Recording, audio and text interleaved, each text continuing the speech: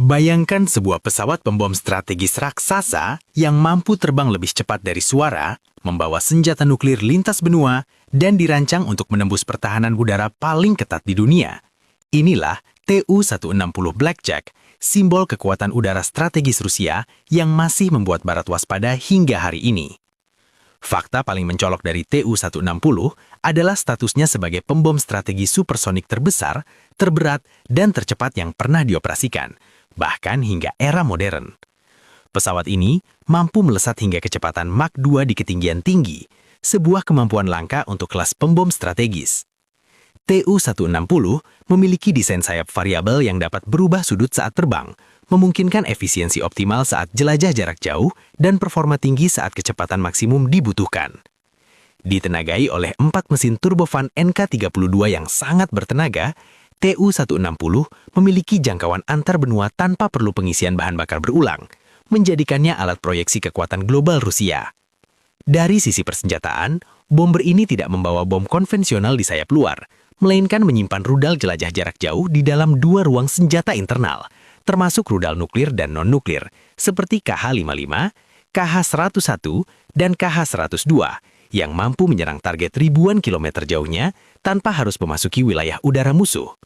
Kombinasi kecepatan tinggi, daya jelajah ekstrim, dan daya hancur masif inilah yang menjadikan Tu-160 bukan sekedar pesawat, tetapi senjata strategis kelas dunia. Kecanggihan Tu-160 Blackjack tidak hanya terletak pada ukurannya atau jumlah senjata yang dibawanya, tetapi pada perannya sebagai elemen kunci dalam doktrin pencegah nuklir Rusia.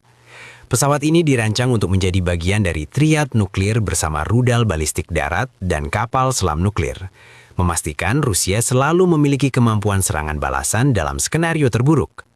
Versi modern Tu-160M telah mengalami peningkatan besar pada avionik, sistem navigasi digital, radar, serta sistem peperangan elektronik yang mampu meningkatkan kemampuan bertahan di lingkungan pertahanan udara modern.